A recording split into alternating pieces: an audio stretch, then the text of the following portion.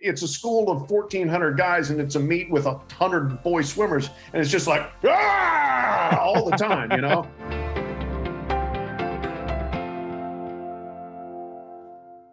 What's up, everybody? Welcome back to another episode here on Youth Inc., presented by Audiorama and our friends at Body Armor. Not a whole lot to report this past weekend, probably for the last time in a long time. We had no youth sports thanks to Hurricane Ian. Hurricane Ian,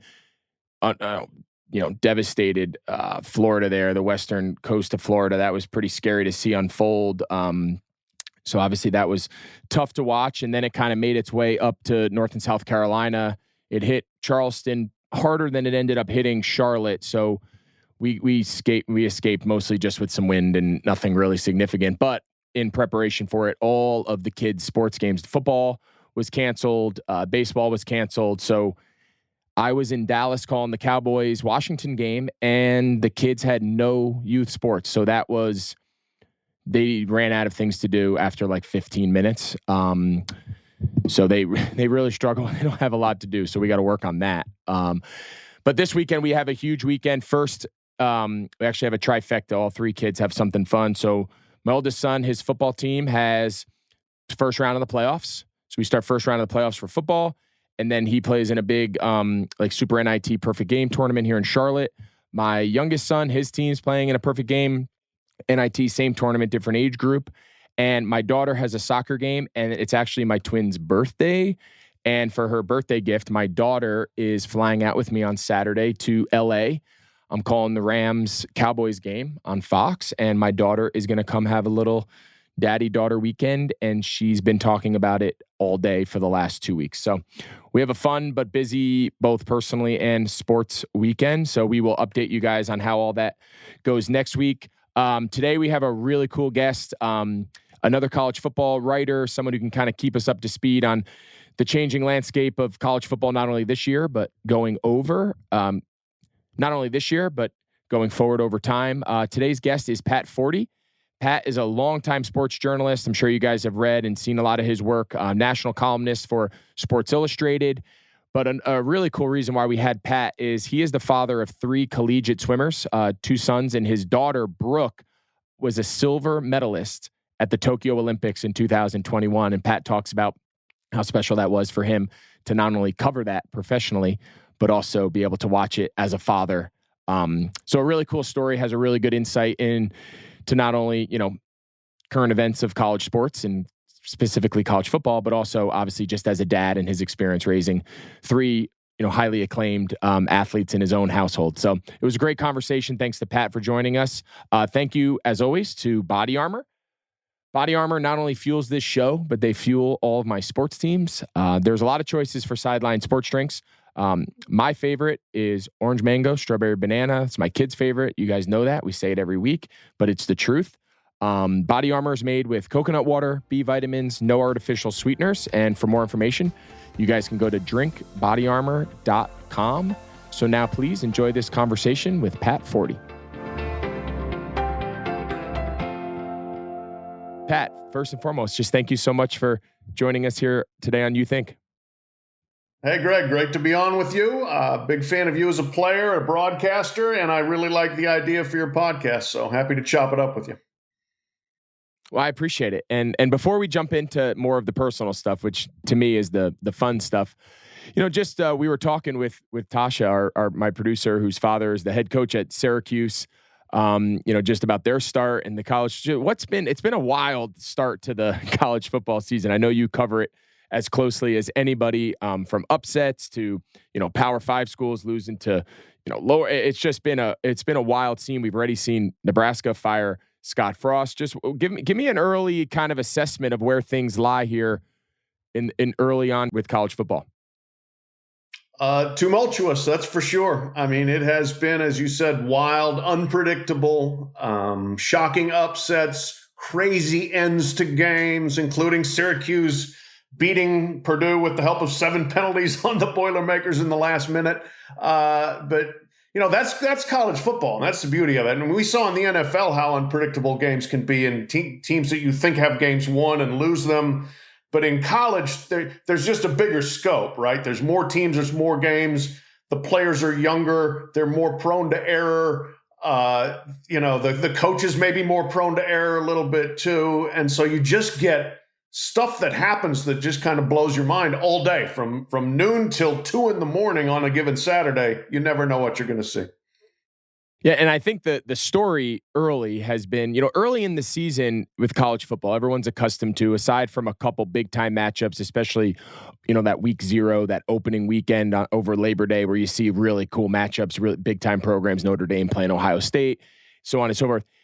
Early in the year, you see a lot of games which we used to refer to as like blood money, right? You got these big programs paying millions of dollars, over 1.5 million to lower programs, FCS level schools, or group of 5 schools that now have to go on the road. We saw App State go and beat Texas A&M in Texas A&M, right? Those teams are now able to compete. The days of just winning every one of those games 60-0, giving your $1 million check and getting a non-conference win on your schedule early, we're seeing more and more of those games going the other way. Notre Dame losing, Nebraska. Do you think we're going to continue to see this just because it's the economic engine of what keeps some of these smaller school programs alive? But what is the incentive for these larger schools to continue to not only pay money, but risk losing? That's a good question. And I think what it boils down to is they still are more likely to win than lose. And so if it's a choice between scheduling another Power 5 team and having a greater chance of losing, or scheduling a Mid-American Conference school or somebody from Conference USA and winning, they're going to continue to do that. Now, be careful who you schedule. If you schedule an App State or a Marshall, programs that have been very good for a long time and under multiple coaches, you could get what you got at Notre Dame Stadium or in Kyle Field. The one thing that there has been some question about whether or not schools should still schedule FCS opponents. And the push there, the push back has been, if we don't schedule them, those FCS opponents make no money. That's $1 million they need. And that's why they schedule the game, to come in and basically get trampled. So there's kind of a push and pull. There's a little bit of a tension there. How is the best way to schedule? The one thing you will always see is the Power 5 teams are scheduling home games. That's one reason they don't want to play another Power 5 team, because then you got to go play them at their place. And everybody wants 7 or even 8 home games if you can get it. Yeah, so when you say there's a push and a pull, is the push and the pull from conferences? Is the push and the pull from the NCAA in general, right? So, for example, if in the future, if people say, we're not going to play App State, we're just not going to do it. It's not worth it for us to not only pay money, but to risk losing to a school that's now beaten Tennessee. They should have beat North Carolina. In the past, they've beaten South Carolina. And then, of course, this year they beat Texas A&M. Who's pressuring these Power 5 schools to say, no, we need you to take some of these FCS schools. We need you to take some of these, group of 5 conference schools, because without it, they cease to exist. Like, why is that Texas A&M's responsibility? Why is that Notre Dame's responsibility? And if it is, at whose pressure, like at whose discretion? Yeah. I mean, that's a fair question. I think the American Football Coaches Association certainly like to see those games being played. They don't have a ton of power, but they at least can lobby on behalf of those schools. And again, you got to play somebody. The question then is, yes, if you're going to go schedule a Sun Belt school, you want to try to get somebody from the lower end of it, and not App State or not Marshall. But you can't always not everybody can schedule the worst programs in the country. So you have to take your chances every once in a while. But if you talk to coaches around the sport, and you talk to athletic directors too, it's like there is, I think, a general feeling that we do need to try to help take care of those folks a little bit, at least from a monetary standpoint. Yeah, and my next question, I'd be curious your point. We've talked a lot about on here with the new NIL rules and the transfer portal, and just the ability for talent now to disperse across all levels, right? It's not so concentrated, maybe necessarily at the top schools, because they're not controlling these kids now for 4 years like they were in the past. If after a year or two at a Power 5 school, you're not playing, there is the ability to maybe step down a level or go to another team that's maybe not quite at the level of the school you're coming from. And now this talent doesn't get concentrated in one spot so closely. Is that a reason? Is it a coincidence that we're starting to see some of these group of 5 schools compete? Last year, Cincinnati, like some of these schools we're not traditionally used to seeing at the top of the power structure of college football. Is it connected to this changing landscape of where it's just easier for talented players to change schools to go somewhere where they can play?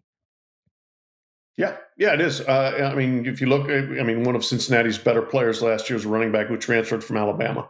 The immediate eligibility transfer has been a significant game changer. The quarterback for App State is on his 3rd school, Chase Bryce. He started, he was at Clemson, then he went to Duke, and now he's at App State. The quarterback for Marshall is on his 3rd school. He was at a Power 5 school before at Texas Tech.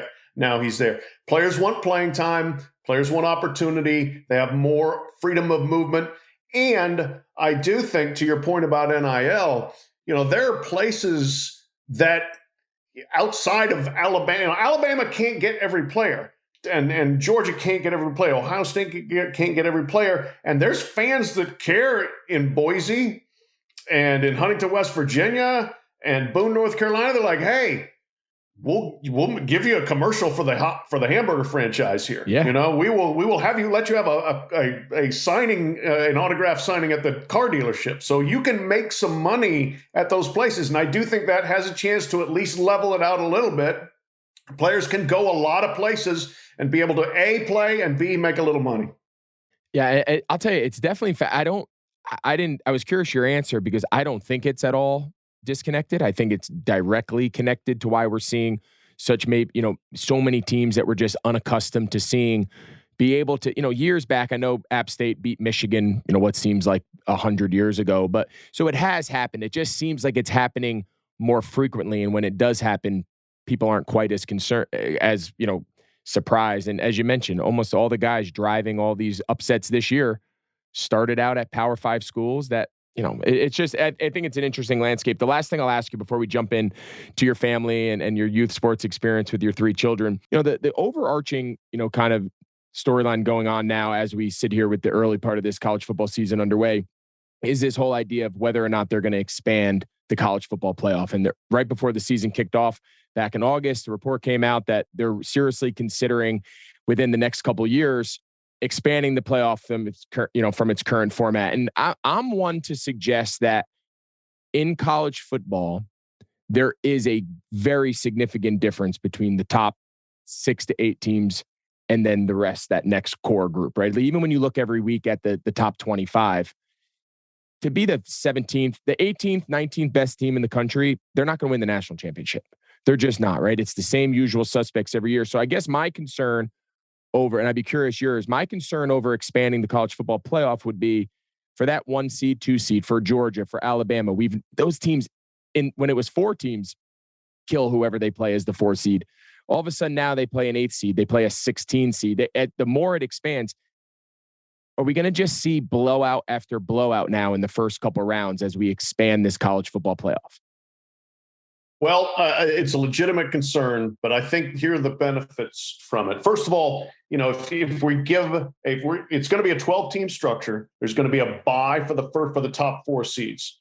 Right. So we don't have to see, Georgia, Alabama, Ohio State playing an 11, 12, 13, 14, 15, 16 seed. So you're going to have 5 through 12 playing each other. And I think those, generally speaking, are going to be pretty competitive games, and they're going to be compelling. They're going to be on campuses. I mean, they're going to be the biggest games that have ever happened in some of these college towns. If you look, like last year, Ole Miss would have hosted a playoff game. Are you kidding? That would have been the biggest home game Ole Miss has ever had. Oklahoma State could have, I think, hosted one last year. If not them, Baylor and Waco. So that would be, I just love the campus flavor of that. And I do think those early games will be compelling. And then, we're going to get to a point where number 1 Georgia is playing, maybe the number 5 team, and it's not going to be close. And that's the nature of the beast already. I don't think we necessarily lose anything there. We're just getting more games that look like the games that we've had. But I just think a bigger playoff pulls in more teams, more fan bases, more excitement, and keeps more fans engaged in the playoff chase as you go through November.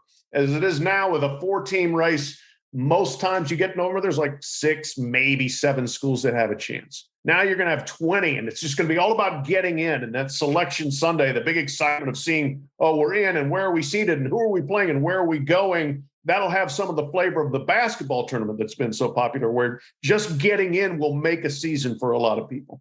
Yeah, and I agree with you. I think the notion of the games being on campus is great. I think what makes college football so special and makes it significantly different than a lot of markets in the NFL is that hometown vibe, right? Athens, Georgia, just the environment in Columbus, Ohio. It's just a very different world. I think sometimes those games being played on a neutral site become very similar to the Super Bowl, right? Where it's executive, it's corporate, it's sponsor driven. It's not the true fans. It's not the students. It's not the kids who kind of drive the audience all year long when they're playing their home games.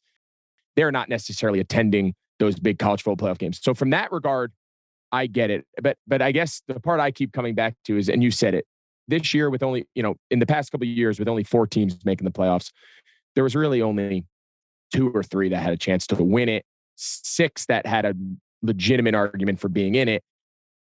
Now I'm going to try to fill those 2 that can win it, maybe 3 on a good year. You're going to have Alabama, you're going to have Georgia, and you're going to have somebody else, right? In past years, it was Clemson. Sometimes it's Ohio State. Whoever that 3rd team that legitimately, when the season starts, can win it. But only 6 teams can compete in it. But now I got 12 spots. I don't know. Like, does Ole Miss last year, if they were hosting as an 11, if they were in as a whatever seed, they hosted a game. Great environment. Did they have any chance of winning the national championship? Probably not. No. Yeah. No. So I mean, that's my only. We're just my concern is that we're just adding games for the sake of adding games. Now, the counter argument, you brought up basketball, is, yeah, does Florida Gulf Coast, did they have a chance years back when they made that great run? So I understand football and basketball are a little different dynamic as far as adding extra games. But the point, I'm with you. Listen, will I watch it? Absolutely. You know what I mean? Yeah. Of course. Yeah. But that's a good question for you. I mean, as a player, and thinking back to your 18 to 22-year-old self, if you're playing 15, 16, 17 games, is that too much? I think it's a lot. I think it's a lot. I think they're going to have to figure out a way. But again, it connects to our the easiest thing would be, and it goes back to our earlier point about those lower schools kind of getting that blood money to go play, A&M and Notre Dame. Those would be the easy games to get rid of. Just wipe those games out, take those easy non-conference games off your schedule, and that opens up a couple weeks. Okay. But now the counter argument is you've just crushed all these lower programs, as you hit on earlier in the show. So it's a very complicated equation. I don't know how they're going to do it, but I think for these college kids to be playing 15, 16 games, I think that's a lot. I think NFL players aren't going to class. They're not dealing with study hall. They're not dealing with social. It's just a different world. The professional athletes being paid a lot of money to carry that different schedule. Well, it's going to be interesting to see, but I appreciate your perspective. Obviously, you follow it a lot closer than we do here. And I appreciate your insight. It's going to be fascinating to watch. But all right, so let's jump in now to the real reason I have you here, not just your college football expertise, but here on You Think, we love having conversations with families and coaches and athletes who have navigated or are currently navigating this crazy experience we call youth sports. And your wife was a swimmer in college. You raised 3 kids, 1 Olympian, all 3 swam at a high level collegiately. I want to dive into just what that journey has been like in your family. So take us back to the beginning. Was it just swimming? Were your kids playing other sports and at one point realized swimming was something they could really take beyond the local, rec level or the local level? Just give us a little insight into what that journey looked like at its beginning. Yeah. First of all, I'm much more happy to talk about being a swim dad than being a sports writer. So this is awesome. This is great. Love it. It was, just so much fun. And yeah, it began, at the total, like, accidental, rudimentary, simple level, neighborhood pool, summer league team, 6 years old. You make it to the other end of the pool and you get a heat ribbon and you go get ice cream. And that's just, that was it. And it was great. It was, it was very fun at every level, but you start at that level. It's just very pure. And you're just saying, are my kids having fun? Yes, they are. All right, well, we'll just keep going and see where this thing takes us. And, he demonstrated some aptitude, and we asked them, do you want to try swimming year round? And that becomes then a bigger commitment. And they did, but yeah, they were playing other sports all the way up for two of the three, at least. My middle son, he stopped playing basketball like when he was 12, but the other two, my oldest, he played football, basketball all the way up into high school. My daughter, who was the most gifted swimmer of the bunch, she did cross country and track and basketball through like 8th grade. So we did not want this to be all encompassing, right? And just all consuming. Swimming is it. It was clear that was their best sport, but it didn't need to be the only sport. And the constant check-in we always did with them, are you having fun? Do you want to do this again next year? And the answer was always yes. And so we just kind of kept going, and it was year round. And then we went from one year-round team to another. There's an incredibly good year-round program here in Louisville, Kentucky, where I live, which is unusual. Usually it's a fairly coastal sport, but they produced a number of Olympians and, hundreds of college swimmers, and they just kind of took off from there. And every time there was an increase in commitment, they were like, yeah, I want to keep doing it. I want to do more. I want to do what it takes to be good. And it just kind of unfolded that way. And just to educate our audience, your son Mitchell went to Missouri, your other son Clayton went to Georgia, and your daughter, the Olympian, we'll get to that. Brooke went to Stanford, and then silver medalist in the Tokyo Olympics. So we're going to dive into all of that specifically, but back to the local scene, just back home. You mentioned you're at a group now. I'm assuming it's some sort of club. We have something like that similarly here in Charlotte. It's called Swim Mac, and they produce and apparently they go throughout the country and really produce a lot of college. It sounds very similar to what you're describing. So how competitive is it when you have a young child? Like, do you go try out? Do they get noticed at some of the other younger levels, and those coaches come over and say, hey, your son or daughter, they have some skills. We'd love them to come join our club, and we feel like we can help develop them. Like, what is that early transition from when you say, okay, we're just doing this for fun and ice cream, but okay, then you get to the point and say, okay, they have the skill, they have the interest. We need to put them with people who can kind of cultivate that level of skill and see how high we can take it. Yeah. It's, the summer club teams are feeder teams to the year-round teams. And so it's funny, you go to the little summer club championships and you come out and there's flyers from all the year-round clubs on your car, and so then you can say, all right, you can go and try out. It's like college recruiting. It's like recruiting. Yeah, right. It is. Yeah. One thing to our advantage, again, my wife swam in college. And so she knew the sport very well. And she could say, yeah, they're good enough. I mean, they can certainly swim, they can take these steps. And so I'm just kind of following her lead there, which was great for me. I was a football and basketball player through high school. I was okay. That was it. But she knew the lay of this land, and she could say, yeah, we'll take them now to Lakeside Swim Club, and they'll try out and they'll make the team. It was fine, and then they were able to jump into pretty competitive groups right away and hold their own there. And so there are people noticing you, but really it's kind of up to you, like, how hard do you want to push it and when? One good thing about swimming, you can tell the coaches, if your kid is 10 years old, he's doing these other sports, he's only going to come 3 days a week. Okay. They're going to offer 6 practice a week, but we're only going to come to 3. And they're like, okay, fine. There may be a little bit of push and pull eventually, but usually swimming, you don't have to be at every practice and the coach loses his mind if you're not there. That's interesting. And that's probably the fact that it is an individual sport, right? You're part of a team. There is some collective team environment, but you miss baseball practice, you miss football practice. It throws off the entire ability of the team to operate efficiently. So that's an interesting point. We had early on, one of our first couple episodes, we had Olympic gymnast Shawn Johnson. Yeah. And, granted different sport, but nonetheless, that Olympic path is a very similar path for, track and field athletes, gymnasts, swimmers. It's a very similar kind of trajectory. So at this stage, when you say, okay, we're going to go from the summer club teams and our 3 children are going to make a full-time commitment to being year-round swimmers, what does that lifestyle look like, right? You hear the Michael Phelps, famous stories of Michael Phelps from the time he was 12 years old. He said the hours he spent staring at that line at the bottom of the pool, just lap after lap. Like they talk about, you got to get pool time around here is the big challenge, right? So all these kids, before they go to school, it's 5 a.m. and they're in the pool. Like, give us a sense of what did your three children's life look like in the world of swimming and balancing school and whatnot, starting maybe say high school? Yeah. Hey, it's hard. You know what? I mean, it is an incredible commitment, and it's a grind. The practices aren't fun, right? Okay. Like football, once a week, you're going to scrimmage, right? You're going to throw some 7-on-7. You're going to have a little bit of fun in there in addition to grinding it out. Basketball, same thing. End of practice, 5-on-5. Let's go up and down. Swimming, you don't get that really. You may get, exactly. an occasional dive set where you're going to compete, but mostly you are grinding, looking at that line on the bottom. So yeah, the big commitments were starting ages 13 to 15 with my kids. All right, we're going to train in the mornings. You're going to do doubles. You're going to train twice a day. So you're going to be there at 5 a.m. And then you're going to come back after school and you're going to do it again. And then all of a sudden your practice count goes from 5 or 6 a week to 8 or 9 a week.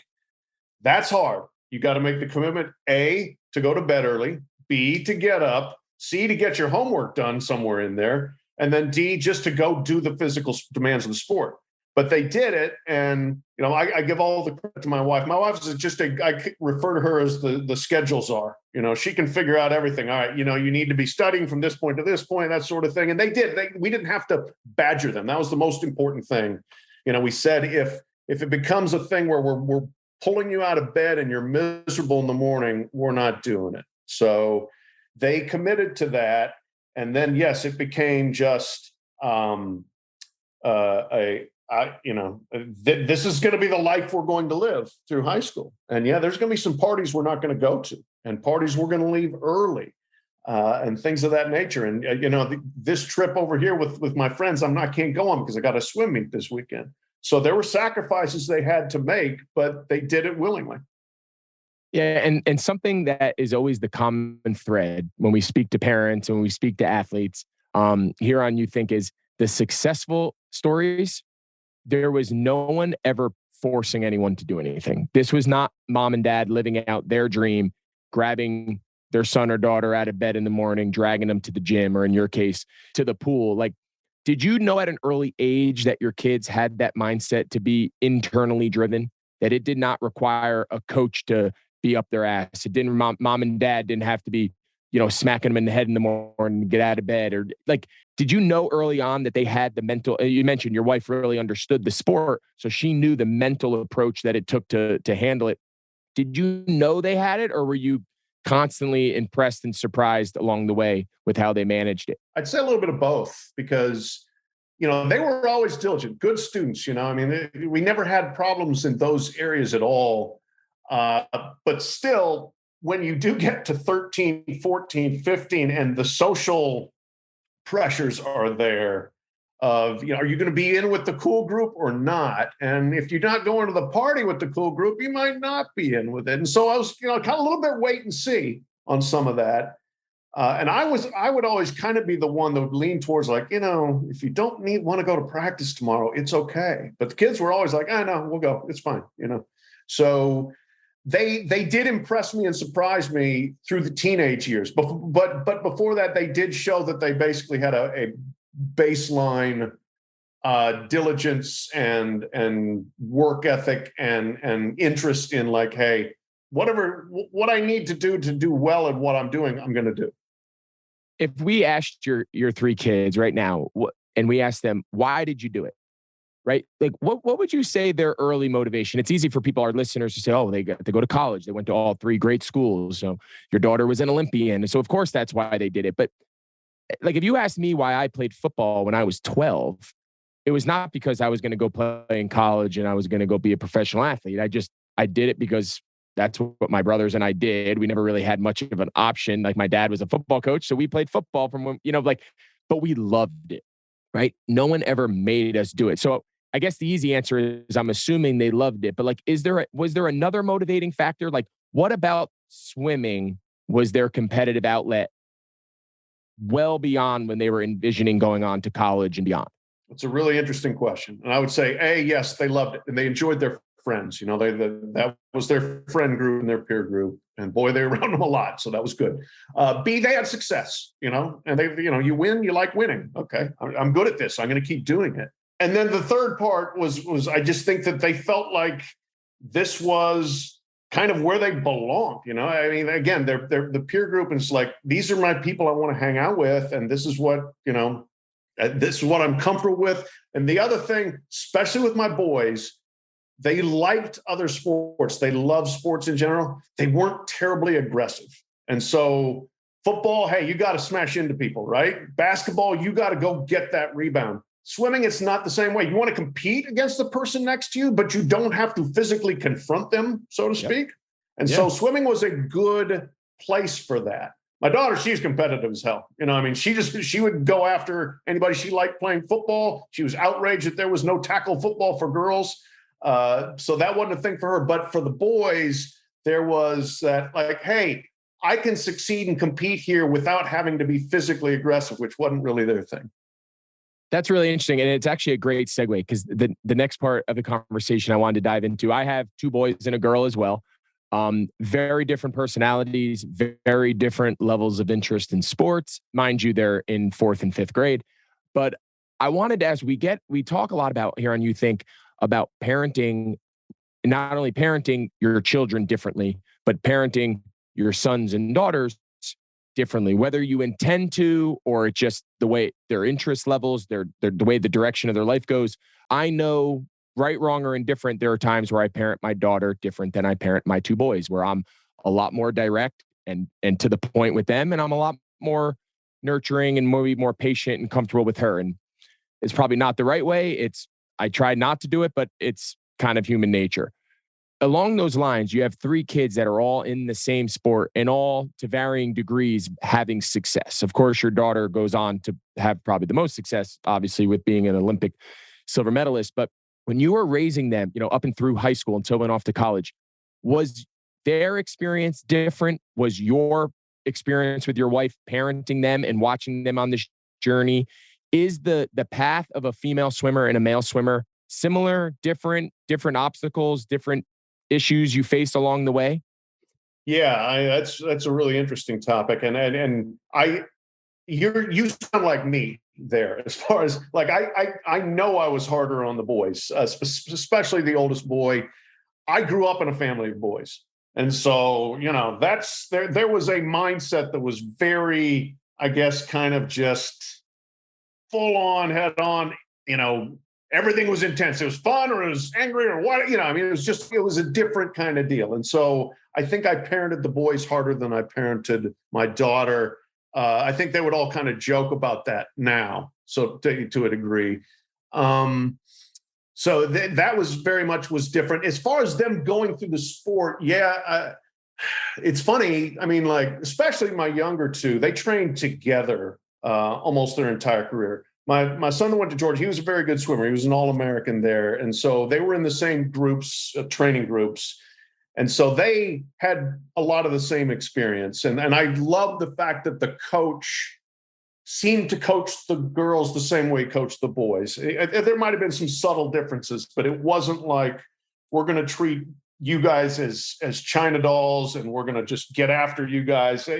He coached them hard. But he was very fair, and he was not abusive in any way. He wasn't a yeller or screamer, but he coached them hard. But then the boys swam for their all-boys Catholic high school, and the girls swam for her all-girls Catholic high school. So they had very different experiences in terms of high school socialization. They didn't train with those teams because they trained with their club team and then just showed up for the meets. But just watching those meets, it was hilarious, Greg. It was like the guys, it's a school of 1,400 guys, and it's a meet with 100 boy swimmers. And it's just like, all the time, and the girls like, yay, now you get in the pool. And again, like, my daughter's super competitive. It wasn't nicey nice, but it was just the atmosphere was so different. Yeah. And so tell us a little bit more about that dynamic.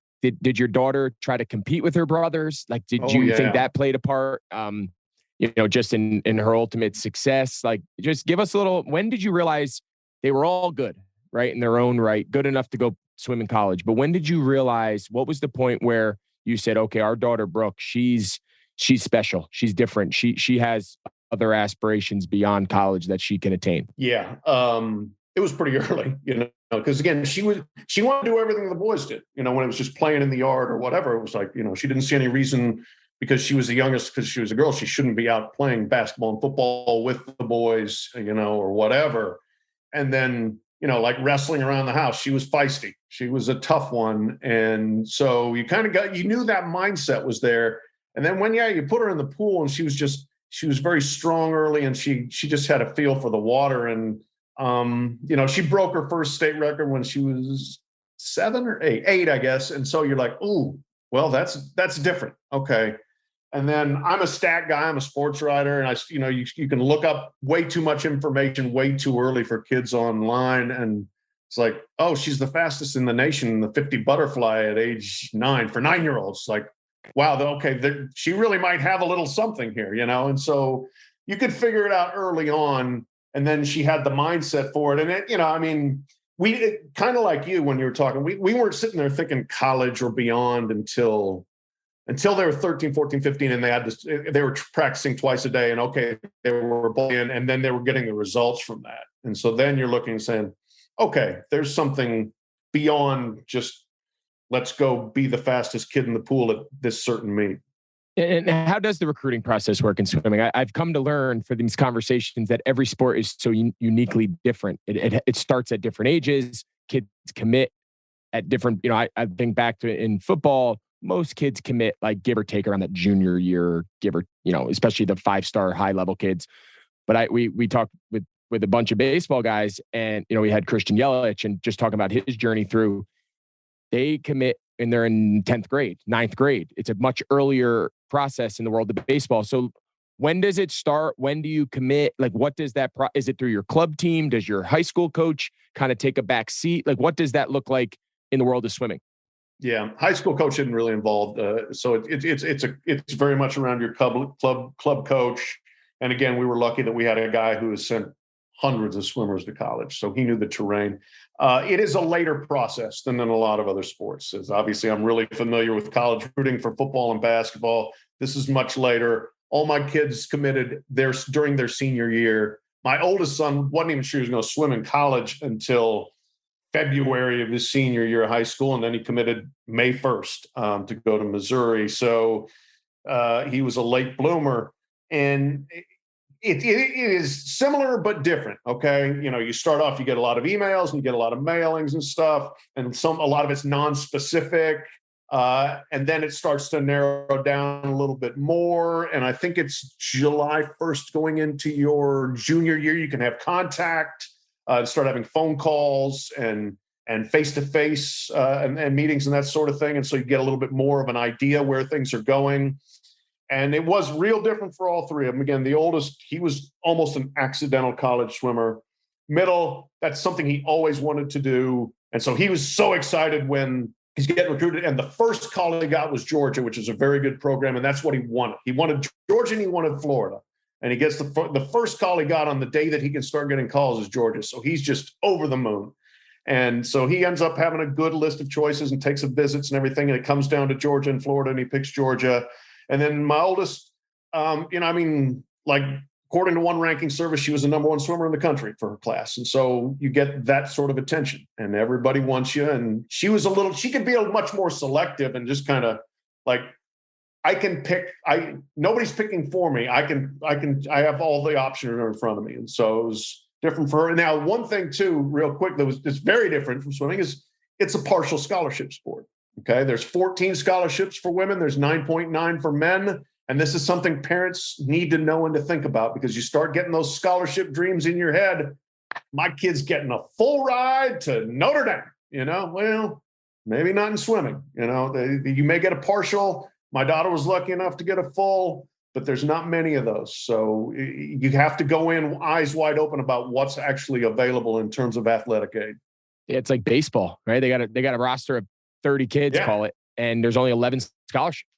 Yeah, so exactly. Unless you're a kid who turned down a top 10 first-round draft pick choice and decided you go to college, you're probably getting a half, if not a quarter, a third. I mean, they chop those things up pretty good. So I think that's a great point that you bring up, that, everyone out there hears scholarship and their eyes get big, but depending on the sport, it's not necessarily full. I think that's a great point. I want to talk more about something. I think it's always cool when our personal lives and our professional lives kind of intersect. And maybe, and I don't want to speak for you, but what I would imagine as a father, got to be one of the coolest moments of, you're a longtime sports writer. You've covered Olympics, you've covered swim meets in college, you've covered college football, you name it, you've covered it.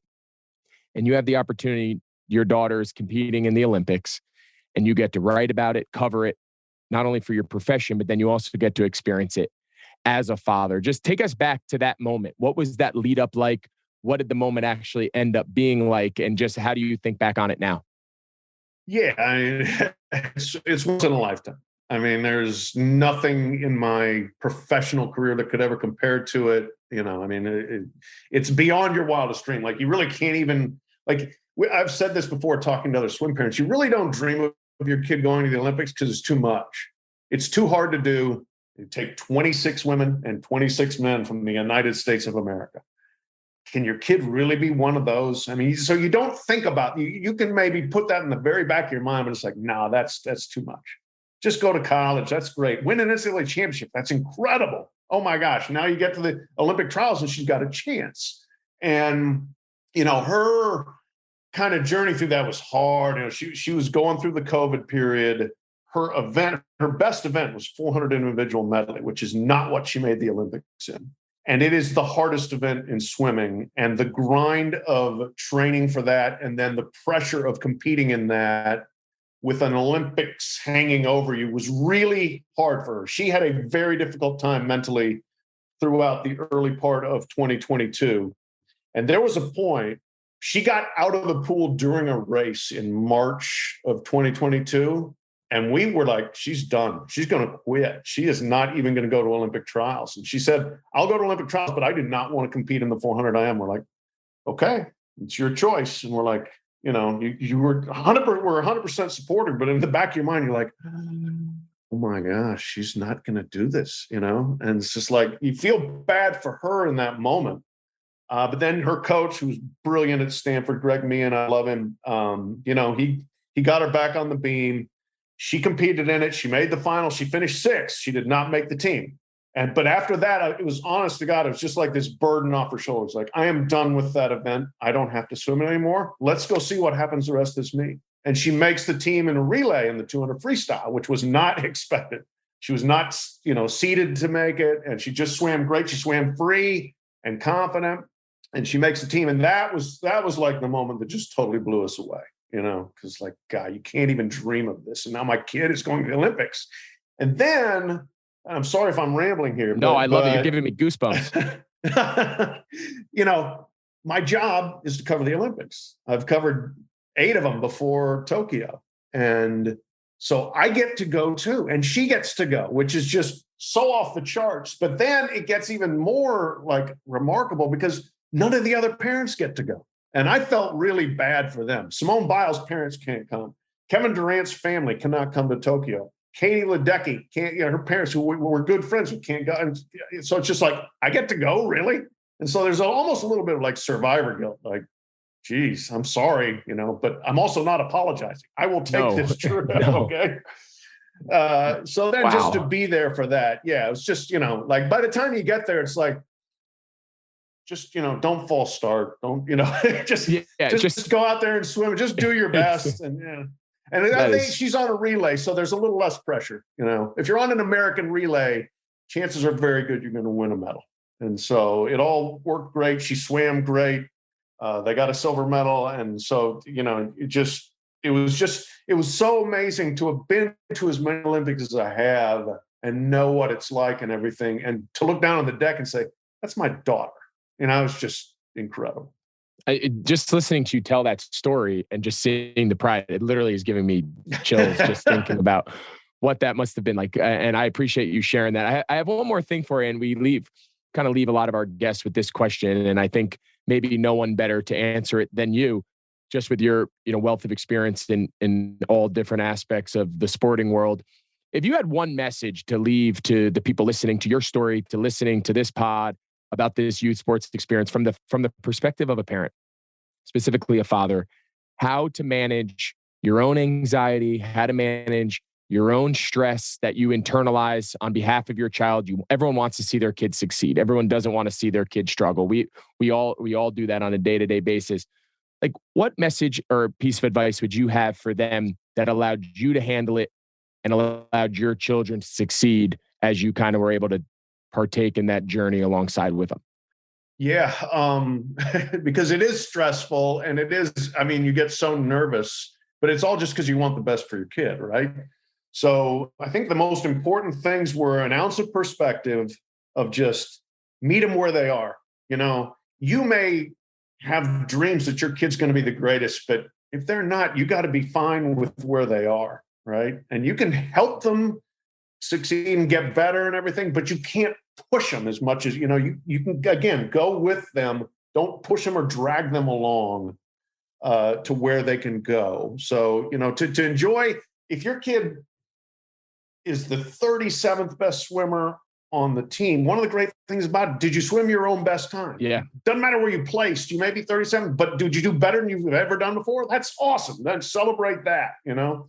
As far as managing the stress, I just think not to broadcast it to your kid. Don't let your kid know how stressed you are. You know, whatever form it may take but don't let them know I'm nervous as hell for you, you know. That's great. Hey, have fun. Go in there and have fun. And I'm going to go outside here and bend over and feel like I'm going to throw up, but you go in there and have fun, you know. Just don't make your stress their stress.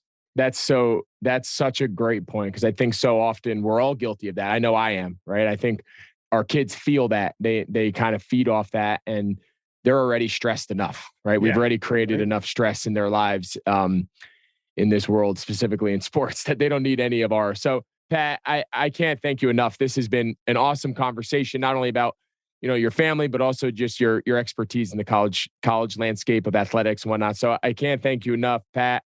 Thank you for joining us here for another episode here on You Think, and we're gonna have you back. You're gonna be our college football expert. So we're gonna keep you in the pipeline here as things continue to develop across the landscape. So thanks so much for joining us. Hey, my pleasure, Greg. Thank you very much. It was a pleasure and an honor, and I look forward to talking again. Thanks, Pat. Appreciate it. I hope you guys enjoyed that conversation with Sports Illustrated writer, longtime columnist, Pat Forde. It was so cool to, you know, just hear his, you know, personally, just to hear, you know, raising two sons and one daughter, very similar to my household. So kind of a lot of what he talked about, raising them a little differently, but also trying to make sure you do it, you know, treat them all fair and the same was cool. I got a lot out of that personally. But I hope you guys just enjoyed that conversation. It was got a good mix of college football and college athletics in today's world, and also the personal side, which to us here at You Think is always the fun side, is listening to everybody's perspective and hopefully all learning a few lessons from other people's mistakes and successes as they raise their kids in the youth sports world that we all know and love, and at the times we hate. But the one thing we don't hate is we all love. Go Syracuse. Tasha, what's up? Syracuse won so bad. Tasha, before we jump into these questions, can you explain? So Tasha, her father, Syracuse football coach, Dino Babers, they are rolling. They're undefeated. Can we explain they changed the rules at halftime because they were beating Wagner so bad? Yeah, I didn't know that they could do this, but apparently if both coaches agree, you can limit the quarters. So the quarters were only 10 minutes, which I didn't notice at first. And then I was like, oh, strange. I didn't even know you could shorten football games. Was it like running clock and not allowed to pass? Because that's what my kids' Pop Warner team, that's our rules when we get up by too much. I don't know. I didn't see a lot of passes after that. It was just mostly running, but I'm not sure if like you had to run. Because your dad's a good guy. But yeah, we're 5-0. There's only 16 teams that are undefeated. Say it one more time. 5-0. 5-0. How good does that feel? Feels great. So who's next on the schedule? Who's next? Who do we got next? We have a bye week. What's the big? Yeah, we have a bye week this weekend, and then we have NC State. So you'll be 6-0. You'll be 6-0 on the bye week, and then you have NC State. That'll be a big one. Home or away? It's home. Let's go. So yeah, it could be a good game. Be rocking. It's not the Carrier Dome anymore, right? They changed the name? No, They did change the name, and I don't know the name. I know. I feel like they changed it. I apologize to whoever the new name is. Here will be better here on You Think. All right, we'll look it up. Good luck to Syracuse. You Think now is a Syracuse fan. We are Syracuse fans. We follow every weekend. They're crushing it. Yeah. All right. Well, what do you got for us today? What are our questions? Yeah, the fans have been following you, Greg, and we have some interesting ones today from Matt on Instagram. He says, a kid got caught vaping after practice, and one of his teammates let the school know. So now the kid that turned him in is getting punished by the coaches for not being a team player. What's your take on that? Oh, that's a tough one. I know. I have this philosophy until it gets dangerous or until, the kid's putting himself like truly in harm's way and you got to alert someone, right? I would love to encourage, if I was coaching high school sports or high school football team or whatever, I would do my best to empower the kids to police themselves as much as possible, right? And try to not always run to a coach, not make an adult always handle it. Like, go have a conversation with the kid, explain to them, hey, these are the expectations of our team, be a good leader, empower them to take ownership of the team and the expectations of what it means to be a part of this team. So like that would be, pie in the sky, magic wand. That would be my hope, is that it never had to end up on my desk as the head coach. I don't know whether that happened here or not. I think there is an element to a team where you do want to protect each other. But then I think at a certain point, if the behavior becomes not only destructive to the individual, but then it becomes destructive to the team, and I don't know whether this classifies as that or not, then of course it needs to be brought to the head coach and handled. I think the point the coach is trying to make is maybe along the lines of what I'm saying is like, hey, you got to have your guys back. You got to take the ownership and go have that conversation with him. Don't go run and tattletale. Don't go run and be a snitch until it gets to the point where you're not able to handle it. You're not able to maintain it. And it's becoming now a negative on our team. So I think that would be my approach. My gut is that's sort of the lesson the coach is trying to instill here. But I think there's a fine line between teaching your kids when they need to report something bad to an authority figure, an adult, a parent, a coach, when it needs to be, and there needs to be someone to get involved and help. I don't know if this necessarily, was classified in that position. I would love to see the kid handle it himself first before getting a coach involved. I think that would be my ultimate hope. I mean, maybe the kid he ratted out was first string. Maybe he was right behind him. Maybe it was just his. Maybe this was a political ploy. This was like a Game of Thrones movement where you're trying to slit the throat of the guy in front of you. Like, I get it, man. It's a cutthroat world out there. So there's some context here that we might be missing. But I think the overall lesson is empower your kids to police themselves, take ownership of the team, take ownership of holding the rules. Everyone will be better when it doesn't always have to be at the coaches, putting the coach's thumb on everybody and micromanaging. Yeah. That would be my overall hope. Well, our second question is also from Instagram. It says, my parents never let me play contact sports. Both were doctors and were cautious about head injuries as I was growing up. Now that I'm out of high school, I feel like I'm missing out and I still have a shot to play football in college or even the CFL. What advice can you give to me? Well, this must be a hell of an athlete. I think, first and foremost, if this I'm assuming is a guy, this guy has a ton of confidence, because if you've never played a down of contact sports and now you think you're going to go play in college or the CFL, you go shoot your shot, dude. You go chase your dream. It's hard. I think, being a parent is hard, right? Making decisions on behalf of your kid when even if it's not the decision they want to make in the moment is hard. Obviously there's a lot of conflicting reports around the safety of football, right? We'll just take football, for this case, with the head injuries and just safety, health and safety to begin with. I think a lot of those stories and a lot of those things now are starting to be seen as maybe a little misleading.